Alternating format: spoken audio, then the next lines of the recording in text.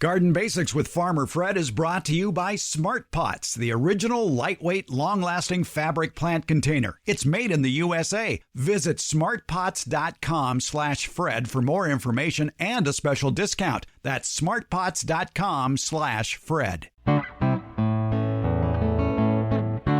Welcome to the Garden Basics with Farmer Fred podcast. If you're just a beginning gardener or you want good gardening information, well, you've come to the right spot. We do a deep dive into your garden questions on this episode of Garden Basics. We attempt to identify a giant wasp in a listener's yard. A mysterious underground white fungus has another listener perplexed.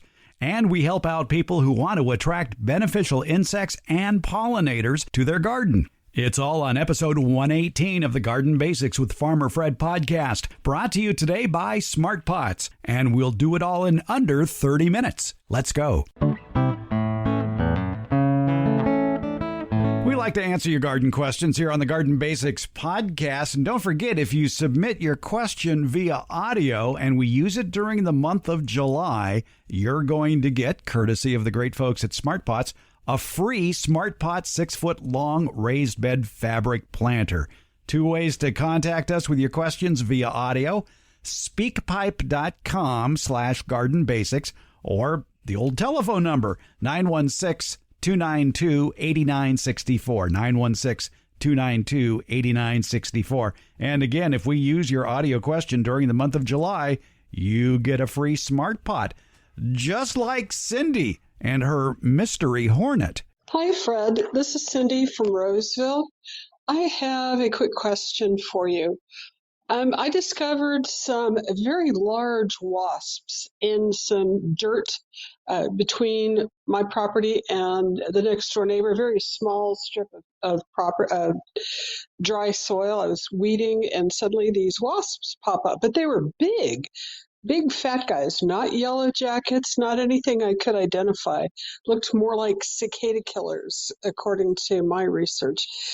Anyhow, I told the neighbor, and I'm sad to say they were killed. I called the Placer County Integrated Pest Management. They came out and did the same, re-killed them, made sure the nests were all dead. But now I have no pollinators in my garden. They were boiling with these big fat hornets, and they were pollinating everything. So I'm not sure what to do. Look forward to hearing your thoughts. Thank you very much. Have a great day. That was Cindy from Roseville. Very good question. The mystery wasp that's also a pollinator in her garden, and she thought it was a cicada killer. We're talking with Baldo Villegas, retired state entomologist, master rosarian. And Baldo, you know your bugs, and you're saying that this is a close relative of the cicada killer? Yes, it's in the same family of wasps. It's a second cousin to the cicada killers. It's in the genus Tachides, which is a predator of the grasshopper nymphs. So it's a beneficial insect. So don't kill them. Well, I guess it's too late for that in Cindy's case, but she was telling us that it was pollinating a lot of the plants in her garden, which a lot of people don't realize that a lot of these wasps and hornets also act as pollinators. Yes, they're solitary wasps. Find them nesting on the ground, and they prey on grasshoppers or grasshopper nymphs. Then they bring them into their nest in the ground, and then they shove several grasshopper nymphs in the ground, and then they lay an egg, and then they fly away. And so they're great as beneficial insects in the garden, as well as being pollinators. And I would imagine they are not that harmful to humans. No. They're totally harmless. If you grab them, they might give you a little sting, but their sting is totally, it doesn't hurt. It's just like being pricked with a little needle, but it doesn't last like a hornet, wasp, or a honeybee, or an umbrella wasp. These things don't, the venom doesn't last very long. So again, these critters that are in backyards, they may look dangerous, but in reality, many of them are garden good guys, including this relative of the cicada killer. Hey, Baldo, thanks for the great information and drive safely. Thank you. But we haven't fully answered Cindy's question. If she has no pollinators, who can she attract to her garden? And how do you attract beneficial insects, especially the pollinators, to your backyard? Well, we talked about that on an episode last year here on Garden Basics. For a successful garden, well, you need a little bit of help. And fortunately, nature provides that assistance with a wide array of pollinating insects and birds, and beneficial insects, too, that go after the garden bad guys. And that allows you to reduce the use of pesticides that you might think you need to use. But to attract those beneficials and pollinators to your yard, you have to lend them a helping hand. And that's the impetus for the new book, The Pollinator Victory Garden. It's by New York-based environmental horticulturist Kim Eierman, who's also the founder of Eco Beneficial. And she explains that small changes to our landscape can make huge environmental improvements. And she offers up a lot of great tips in the book about getting pollinators to your yard. And we're talking with Kim Eierman back in New York. And Kim, you have an interesting biography in that you left Wall Street to pursue environmental horticulture. Oh, boy, Fred, you gave up my dirty little secret, didn't you? I did. I went from one type of green to another.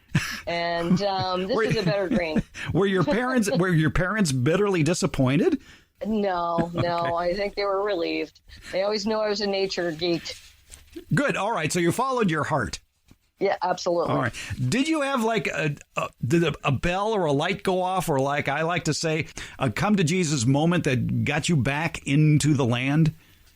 Well, I was always a kid who loved nature. I mean, it was just in me. Always wanted to be outdoors, always wanted to go hiking, always wanted to be in the woods, and just was something that was important to me. And many years ago, we moved from New York City, where there wasn't a heck of a lot of nature, to Westchester County. Lo and behold, our house is about 7 miles away from the New York Botanical Garden.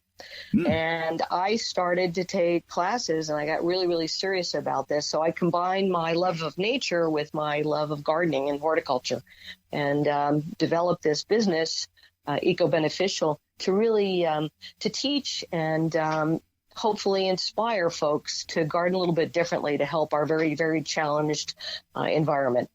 So when you look out your window right now, what's in bloom? What does your garden look like? Well, being here in the Northeast, we have a lot of those lovely woodland spring bloomers that are so charming.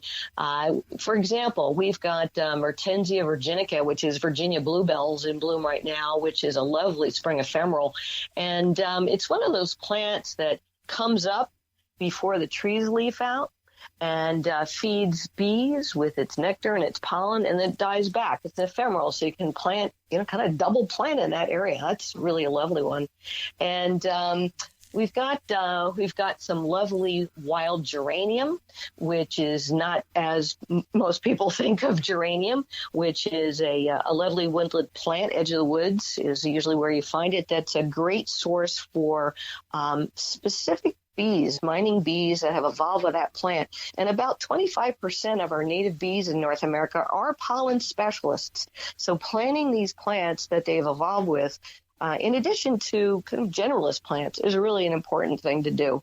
You bring that up in your book a lot, the book, The Pollinator Victory Garden. So let's talk about some of the tips that you offer up in the book. One of them makes perfect sense. Plant for a succession of blooms through the growing season. Mm-hmm. And we may think we're doing it, but when we start to take a closer look, we may find that we've got a lot of gaps in bloom time. So I encourage folks to start making a list of what's in bloom throughout the entire growing season. And for us here in the Northeast, that's going to be early spring through late fall. Parts of California, it might be almost year-round. Look at what's in bloom. Make sure you've got at least 3 different plants that are in flower, whether it's trees, shrubs, vines, perennials, ephemerals, etc., that are in bloom at the same time with different floral characteristics to feed different types of pollinators. So your plant season then is what, March through early December? Our season here is pretty much March through, I would say, November-ish.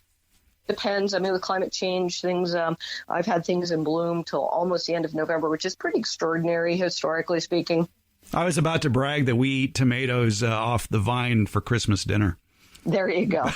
A little bit different growing condition. Yes, exactly. All right. So you've got to plant more plants because you've got to cover more months. Oh, exactly. Yes, and we do too. Yes, in fact, in our area here in California, and still people get stumped as far as, well, what can I plant that is in bloom from November through March? And there are two plants that fit that bill, and they attract a whole host of pollinators, and they are rosemary and Euryopsis. Euryopsis pectinatus, and all the forms of rosemary with their nice blue-violet flowers that keep the native bees happy all winter long. And yeah, we'll give a shout out for two of your wonderful resources in California, Calscape and Calflora, where you can find out what native plants are native to your region, and make sure you're planting for the critters that evolved in your area. Well, that's also another one of your tips. Include some native plants to support pollinators and the ecosystem. Sure. My focus, truthfully, Fred, is native plant, very much specifically. All of us are entitled to a few dalliances with, non-invasive, non-natives. But I think with our challenged climate change situation and our environment being so degraded, that we really can make big differences if we focus on plants that have evolved with the wildlife around us and support our ecosystems. Yeah, and it's amazing the number of species of insects that thrive on very specific native plants. Like right now in bloom here in California is the California Dutchman's pipe. And there's a species of butterfly that survives solely off that plant. Right. And that's right. the pipe vine swallowtail butterfly. So you've got, and you'll see that coast to coast. So that's likely an Aristolochia species, which we have here in the east. And a lot of these woody plants that are native, many of them are host plants for butterfly or moth caterpillars. And we can really do ourselves a favor if we want more of those creatures in our landscape and support them, because they're endangered too, by having host plants in addition to plants that we're buying also for flowers. And then in many cases, we have plants that do both things very well. Just like we are distracted while driving down the freeway at the huge neon signs that are over our freeways here, it's true in the plant world as well, where we need, as you point out, to plant a diverse array of plants with different flower shapes, sizes, and colors, and then basically turn them into floral targets, if you will. Right. So there's a principle that I call achieving floral balance in our landscapes. That's kind of a good way to think about this. We need to have a diversity of plant species to feed different types of pollinators, because not every pollinator goes to the same type of plant. And pollinators can include things from bees, butterflies, moths, flies, bats, beetles, birds. And not every species within those groups is a pollinator, obviously, but likely, if you're living in North America, you probably have pollination from almost all those creatures, except for maybe bats. And in Southern California, very southern, in parts of the Southwest, you'll see some bat pollination of saguaro, cactus, and agave. But most of us can attract all these other creatures by planting diversely. But getting back to floral balance, we also have to plant sufficiently. And that means creating floral targets that pollinators can find easily. And some research out of University of California Bee Lab at Berkeley, wonderful place, and California Birds and Blooms is an excellent book. I encourage folks to buy my book and buy that book too. It's a great book. So they've discovered that a target of one species of about 3 square feet is ideal for most pollinators to find. So some of us can achieve that. Some of us don't have landscapes that are large enough for that. And if we have a smaller landscape, we can compromise a little bit, and we can create repeating targets of smaller groups of plants throughout the landscape. And even in some areas, we might want a very naturalistic landscape like a prairie or a meadow, where we can create that erratic bloom of plants. And many pollinators will still find that fairly easily. And the reason for that is creatures like bees, creatures like butterflies have a behavior called floral constancy, and they go on a foraging mission, and they're looking for one species of plant. So if you have a meadowscape or a prairiescape arrangement, they'll find what they need. Exactly. Speaking of bats, a lot of California's farmers are now incorporating bats into their pest control methodologies by creating bat habitat in order to keep them around the farm to go after the insect population. Sure. Bats, like most creatures, invertebrates and vertebrates alike, are in trouble worldwide. So any help we can give them is good.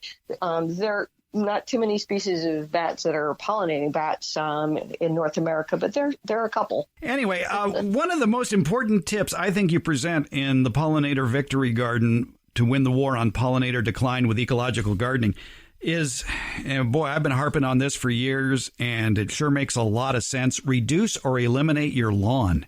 Yeah, absolutely. I call it the green desert. It is an ecological wasteland for creatures like bees. If you allow European weeds to infringe upon the lawn, that's a little bit better, but it doesn't replace good, solid native plant habitat. So keep the lawn that you really use. If you play on it, if your kids do, your pets do, you entertain on the lawn, keep what you really use, lose the rest. And whenever you keep, manage it organically. No pesticides. Pesticides and pollinators are a very poor mix. Even some of the preparations that we use, commonly use in our landscapes, even if they don't kill pollinators, they can be sublethal and weaken them significantly. Definitely. And when you tear out that turf grass, put in some native plants. And here in California, we always encourage drought-tolerant plants that don't require much water in the big picture. And it's amazing. You put in native plants, all of a sudden, you've got native bees. Yeah, it's pretty amazing. And of course, California has the greatest diversity of native bees in North America. I think you have over 1,000 species of native bees, which is pretty extraordinary. Here in New York, we have about half that, a little bit less than half of that. They are very many different shapes, sizes, colors, body strength, tongue length. Some don't even look like bees. So let's try to show some plant love for all of them. We've been talking with Kim Eierman. She's the author of the book, The Pollinator Victory Garden, Win the War on Pollinator Decline with Ecological Gardening. Kim, if people want more information about the book, where can they go? Well, please visit my website, which is ecobeneficial.com, and you can pick up the Pollinator Victory Garden at your local independent bookseller or any online source that you like. And I've got a lot of supplemental information that accompanies the book on my website, including regional plant information. So please do visit. All right. Again, that website, ecobeneficial.com, for more information, including those plant lists. Kim Eierman, thanks for spending a few minutes with us and getting the pollinators back into our yard. Thanks so much, Fred. Appreciate you having me. We're glad to have Smart Pots on board supporting the Garden Basics podcast. Smart Pots are the original award-winning fabric planter. They're sold worldwide. Smart Pots are proudly made 100% in the USA. I'm pretty picky about who I allow to advertise on this program. My criteria, though, is pretty simple. It has to be a product I like, a product I use, a product I would buy again. And Smart Pots clicks all those boxes. They're durable, they're reusable. Smart Pots are available at independent garden centers and select Ace and True Value stores nationwide. To find a store near you, visit smartpots.com/Fred. It's Smart Pots, the original award-winning fabric planter. Go to smartpots.com/Fred for more info and that special Farmer Fred discount on your next Smart Pot purchase. Go to smartpots.com/Fred. We like to answer your garden questions here on the Garden Basics podcast. Joining me here in the Butylon jungle, it's Debbie Flower, our favorite retired college horticultural professor. You see how much these Butylons have grown back since I pruned them, what? Yeah. Two or 3 months ago. Yeah, and I see flower. Yeah. That's very nice. So the hummingbirds will be back soon. Mm-hmm. And off in the distance, you may see the barrels. Corn. Popcorn. Yes, I planted popcorn in barrels. That's my experiment for this year, to see if I can grow popcorn in barrels in the hottest part of the yard. Good luck. Thank I think you. it might work, but good luck. Yeah, we'll see. Yeah. My concern would be it's in an area of the yard where the wind has a hard time getting through, so I'm not too concerned about it blowing over. Like most corn, if you tried to grow in a raised bed, would fall over. But there's enough wind for pollination because you need wind for pollination for corn. They're planted in a circle. Yes. I can see them moving in the wind now. Okay. Well, don't scare me like that. All right. So anyway, welcome to the Barking Dog Studio here. Thank you. Happy to be here, Fred. All right. I think the barking dogs are asleep, so we can continue here. We got a question from Tanya here in the Sacramento area, and she found something in her yard that looked like little white eggs. She says, a few weeks ago, I found these little egg things in one of my raised beds. Do you have any idea what they are? They sort of have a little root at one end. I put them back because I'm not sure what they are. Here's a couple of photos of them. And sure enough, they look like little white eggs that she found below her annual flowers in her garden bed. And the first thing that occurred to me was, ooh, those look kind of like nutlets from nutsedge or nutgrass. And I'm wondering, I wonder if that's what it is. You had another idea. Yeah, to me, they're a little bit big for that, for the nutlets, and they're pure white. Pure white was, this, I have to say, was a head scratcher. But pure white was one of the things that had me wondering. Nutlets from nutsedge tend to be sort of tan colored. And I wondered, my first thought was, what else had been planted in that bed? Was this a tuber or a bulb from something else? What she shows in her bed right now is pansies and Johnny jump ups. Right. So she's planting ornamentals in there right now, and maybe she has in the past, and maybe this was left over from something in the past. So those are structures that are underground storage structures. They're modified stems. A tuber, a potato, a white potato is a tuber. It's a part of the stem that is swollen and holds plant food. That's why we eat it. We like that plant food. And if you cut into a tuber, it'll be solid like the inside of a potato. If it's a bulb, an onion is a true bulb. If it's a bulb, then it's layers, like an onion is layers. And so if you cut into it, you'll see those layers. And those are actually modified leaves that are modified to store food again. That's why we eat onions. They don't become green. They don't grow. They just are there to hold food. The part of an onion that grows comes from the bottom, and that's where the true stem is. And it'll come up right through the center of the onion. If you've ever had one sprout in your pantry, you see that sometimes. And if you cut it open, you can see that stem is green and it has come up. It's actually a leaf. It has come up from the stem, which is it's usually the part of the onion we cut off. It's a little solid core, sort of a cone-shaped core at the bottom. And then the roots come out of the bottom. And so her pictures do show some root-like structures coming out of the bottom. Both the tuber and the bulb will have that. And we can't see the inside. So we don't know if it's got the characteristics of a tuber or a bulb.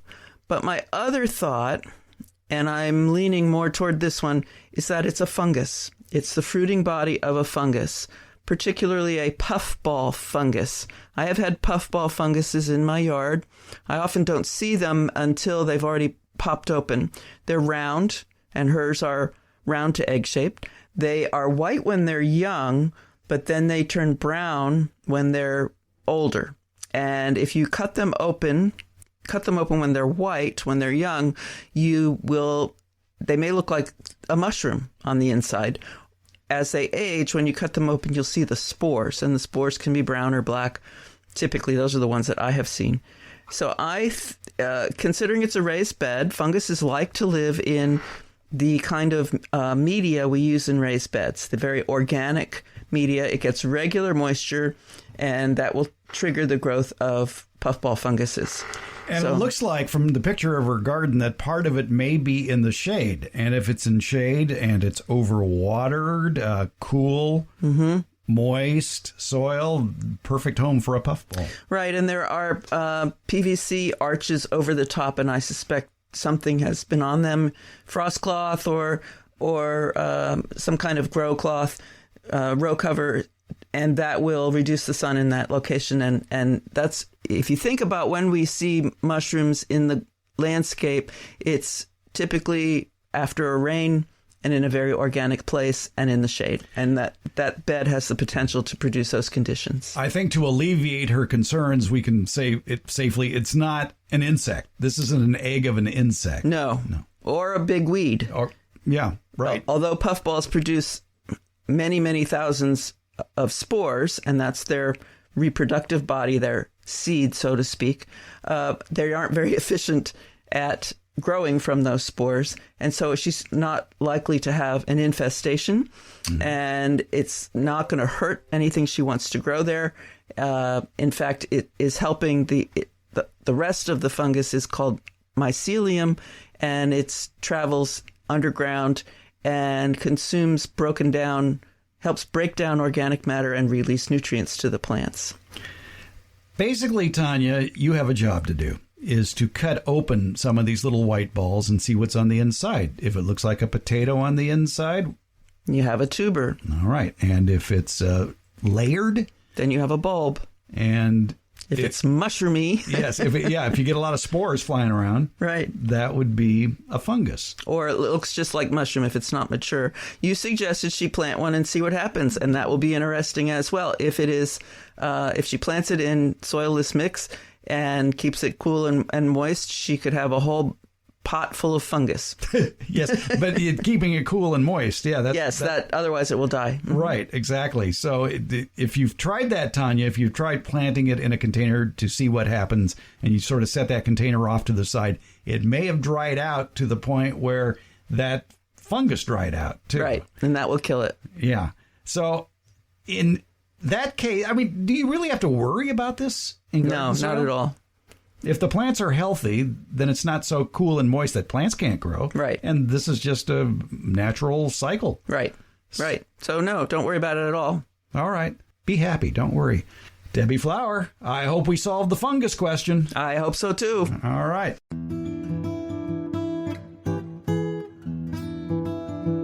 Garden Basics comes out every Tuesday and Friday. It's brought to you by Smart Pots. Garden Basics is available wherever podcasts are handed out, and that includes Apple, iHeart, Stitcher, Spotify, Overcast, Google, Podcast Addict, CastBox, and Pocket Casts. Thank you for listening, subscribing, and leaving comments. We appreciate it.